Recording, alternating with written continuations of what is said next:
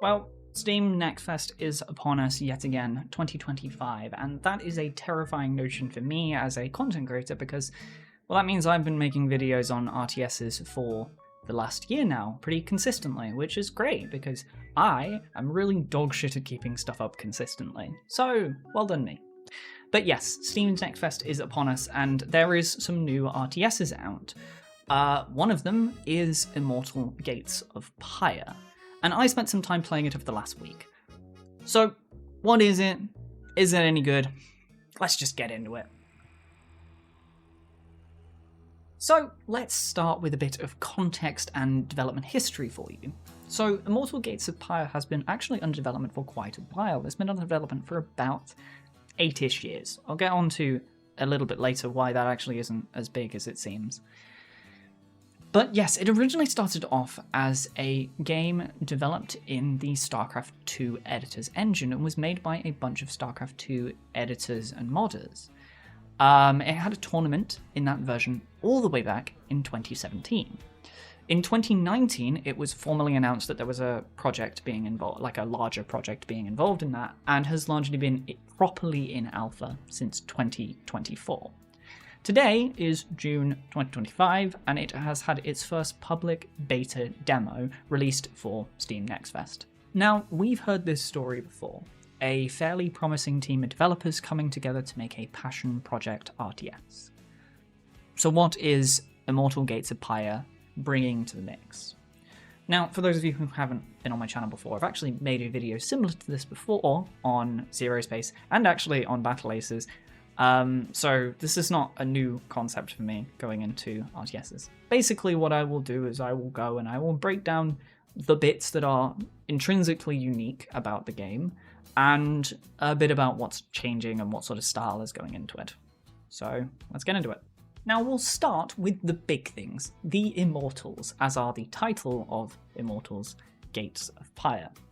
The Immortals are your leaders of your faction, and if you have played Zero Space, you might be thinking of hero units, similar to Warcraft.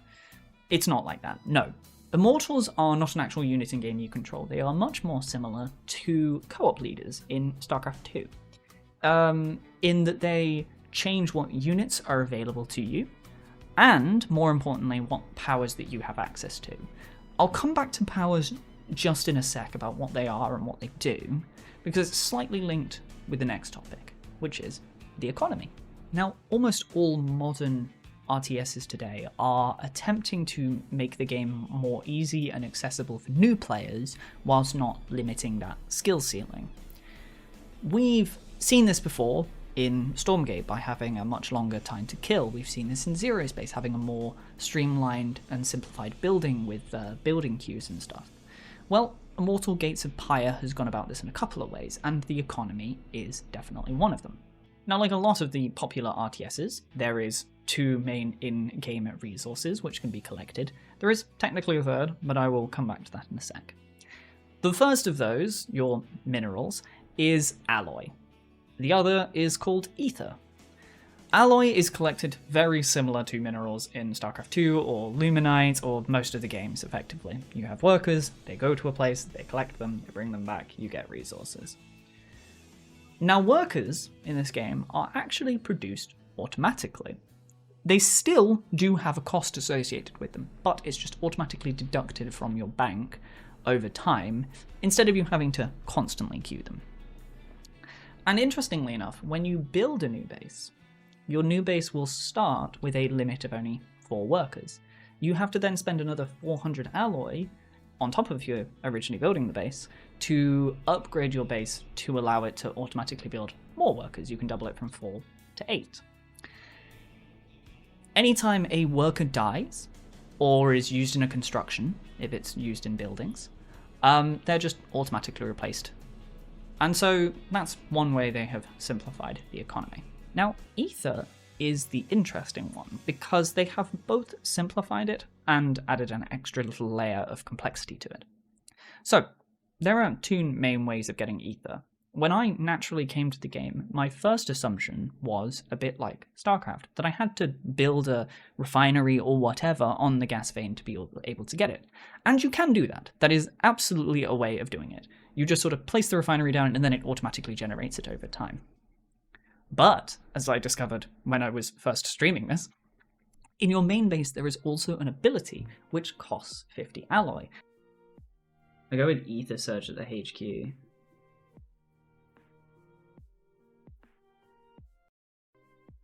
What's Ether Surge? Does you actually have to click on the stronghold? Oh. And when you press it, it automatically mines you 100 ether from the nearest gas vein, one of the two gas veins that you have, or one of the one gas veins that you have. Now, this is interesting because it actually allows some really unique and interesting build orders. Because instead of you committing to building a full refinery and mining all of it efficiently, you can mine exactly the amount you need and just spend it on what you want. Which is interesting. It's definitely an interesting idea. Now, technically, there is a third resource. This third resource is Pyre, and we have our other namesake of the game. This third resource is only used for your powers that your Immortal has. Remember I mentioned your Immortal, when you select them, not only do they select your units, they also select your powers. Well, your powers are effectively kind of your top bar abilities. And Pyre is how you use them. Pyre is collected through exclusively killing creep camps on the map, and you just gain a set amount. Or there are these creep camps that are sort of towers where you take them over and then it will generate Pyre over time. There are also some heroes or immortals that have other ways of generating Pyre. So like one of them I think is generated from the main citadel or from their main collectors. I can't remember which. But yeah, that's effectively the main way of getting Pyre. But yes, that does mean creep camps are back in yet a different form. But this one is interesting because, unlike the other ones where it gives you an economic advantage, like in Stormgate, in Immortal Gates of Pyre, this is almost exclusively, and I think pretty much entirely, only used for combat stuff. It's only used for fighting and used for defense. Which, yeah, is an interesting little take on a third resource and having creep camps. I think to give more context or to understand what Pyre is, you really need to see some of the abilities in action. So, here's some footage.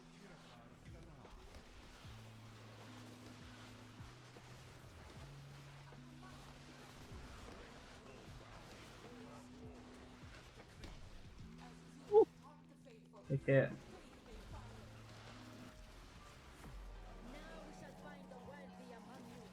The next big thing that Immortal Gates of Pyre has tried to do is create nice onboarding for new players.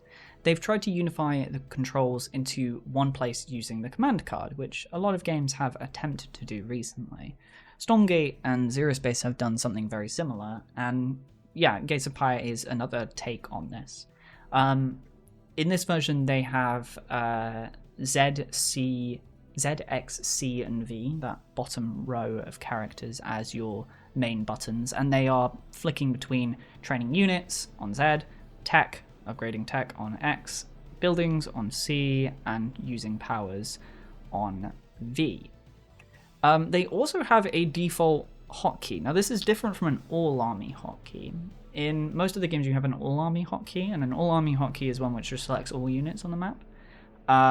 They've not done that. What they've done is they've set it to a default hotkey. So when you train units, they go into this default hotkey, and if you assign them to any other group, they go into that new group and they get removed from the default group, which is actually an interesting take on it because it avoids using that all army hotkey, which is sort of a bad habit that new players get into. Which I think is an interesting and quite smart decision for them to do. Now, they did bind this button by default on D, so you have X ZXCV and then D for it. Now I changed it to space because that felt more natural to me, but you know, it's just personal preference at that point. Now, I think the command card has potential to be really great for new players. I should note that actually they do have completely customizable hotkeys. The default hotkeys are set up as like a new player friendly one, but if you're more familiar with RTSs, you might want to switch over to the legacy hotkeys. They also have completely customizable hotkeys, so they've got two other tabs. They've got custom modern and custom legacy, which you can use to fully customize your hotkeys, which is pretty much the first thing I did when I got into the game. But yeah, I think the command card has a lot of potential to be really good for new players. At the moment, though, it is a little bit messy. That's mainly because there are certain abilities that are just not on hotkeys. Do you remember that surging ether thing I said earlier, that thing that you can spend alloy in order to just get some ether? That's one of those abilities that's just sort of missing from the command card right now. Like, you have to go to the main base building to do so.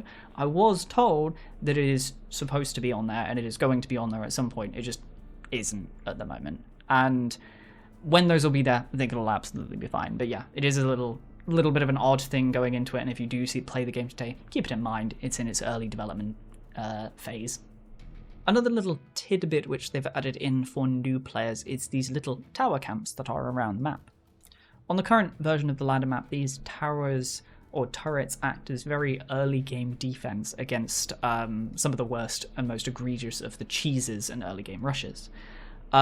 These exist over the map, and you, by default, you control normally one or two near your main base, and these can be upgraded using the Pyre that you get later on in the game. But there are also ones all over the map, and they can act as little strongholds or little places that you can fortify and beat on these locations.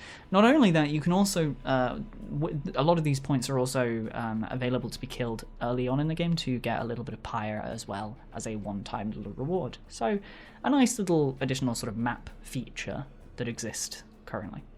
And for now, that's really the main defining differences at the moment that Immortal Gates of Pyre has. The rest of it comes down to look and feel of the game, and I think we've all learnt from Stormgate and from Battle Aces that the look and feel of the game is something that's very important, but is a little bit of a subjective thing.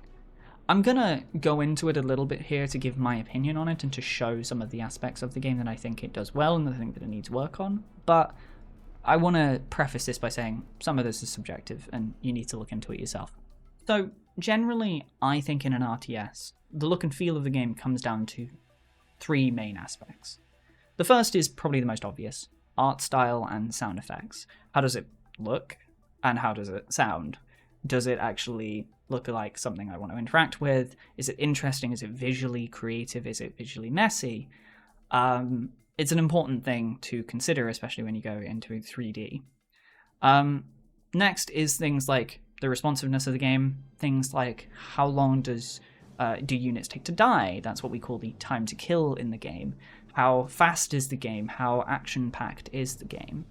And then finally, I think, especially as someone who plays more at a competitive level, there's more nuanced things like pathfinding. Do I find any weird, like, is the game just weird to handle sometimes? Does things just happen when I don't expect them to?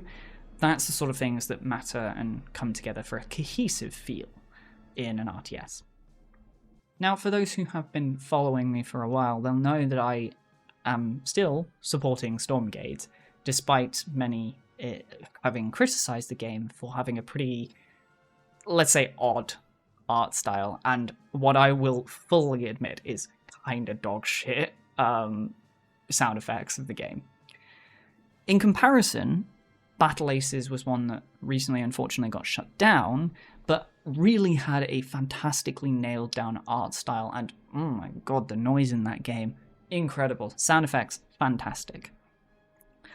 In my personal opinion, Immortal Gates of Pyre sits solidly somewhere in the middle. The art style is fine. I wouldn't say it's unique. I'd say this is hardly the first time we've had an angelic future race with tech and magic. But it's well delivered and it's cohesive. Units are clear and distinct.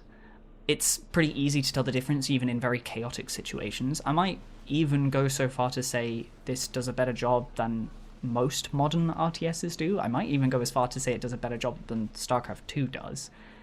Yeah, I think that's a really good place for it to be in. The sound effects are also pretty good. I mean, I think Battle Ace is delivered on such a high level that it's now set such a horrifically high bar that I don't think any other game is ever going to quite hit that level. Whoever the sound artists were for Battle Aces, by God, I hope you are getting employed somewhere else, because oh God, you did such a good job. But yeah, I mean, Immortals, it's good. I would say currently it's like a 6 or 7 out of 10. Like it's fine. Yeah, it's good. It's not bad by any means. I found the speed and pace of the game to also be pretty good. I think for something that is early-ish in its development cycle, it's in a good place and its development is going in the right way. A quick little side note here. You might be saying, wait, didn't you say this has been in development for like 8 years? How is this early in the development cycle? Right, so as I said, this started as a side project in like a mod in StarCraft 2, and that means that pretty much this has been volunteers just kind of doing it for fun for about 4-ish years of time. They had a Kickstarter which finished in 2021, and that's where they've been going since then, and they've effectively been working full-time on this game for about just under 4 years, I think is about how long it's been going.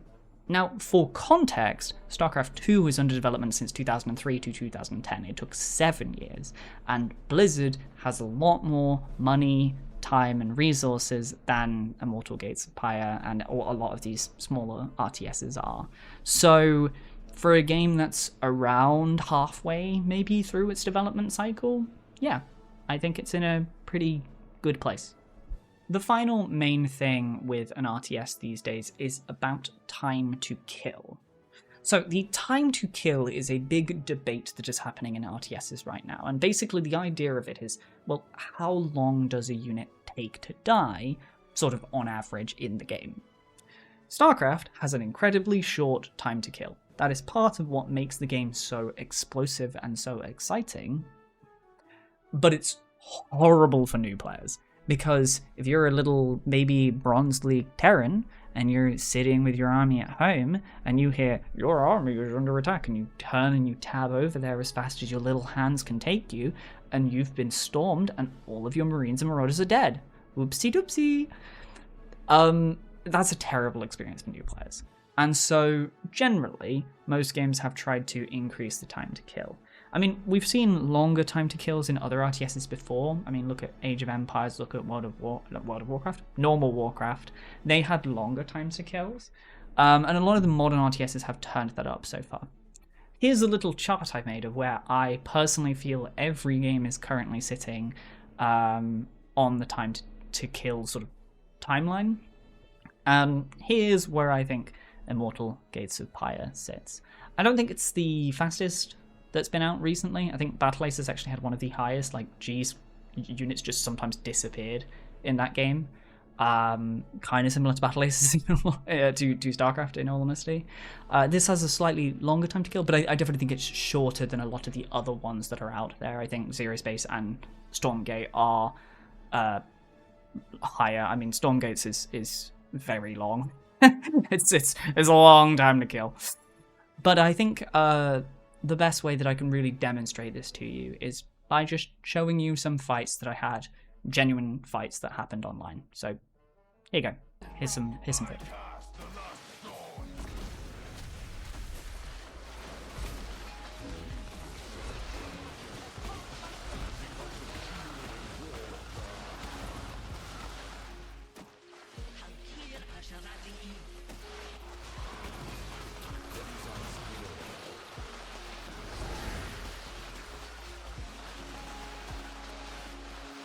Oh, it's like auto-target. Okay.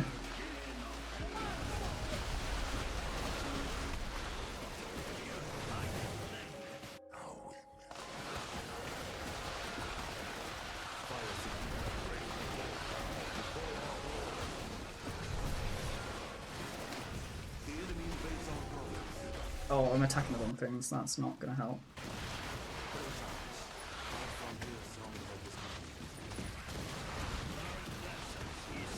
Now, overall, I would say that I have enjoyed my time playing Gates of Pyre, and I will be keeping a close eye on it going forward. If you do want to continue supporting the development of various RTSs, the biggest thing you can do right now is obviously supporting them on social media and by wishlisting the games on Steam.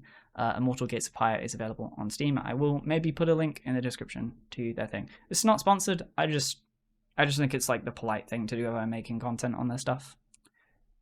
And that's really everything. Wait, before you skip away, I always see it. Whenever my outros come in, I always see that little drop in the interactivity. Wait, just a sec. I've got a couple of things. Just a couple of things. One, if you like this video, give it a like, give it a subscribe. This content is fun to make, so tell me you like to see it. I'm doing a lot more stuff in the RTS community and space. I am running a Stormgate Beginners Tournament at June 21st. It is for anyone who is under 18k MMR in the game. 18k? 1800 MMR in the game. So if you want to sign up to that, please do. You can sign up at startgg/goodasgold. I will be streaming it on my channel on the day. So yeah, please keep an eye out for that. It should be great fun. Otherwise, I'm going to be continuing to making RTS content on this channel. You might see some new stuff from me coming in the next couple of weeks. I've got some exciting stuff coming along. I also stream over on twitch.tv/bandanat. You want to keep up with all of that, you can join my Discord, or you can just go and follow me over there. As always, thank you so much for watching. I hope you have a wonderful day, and I will catch you all next time. Bye!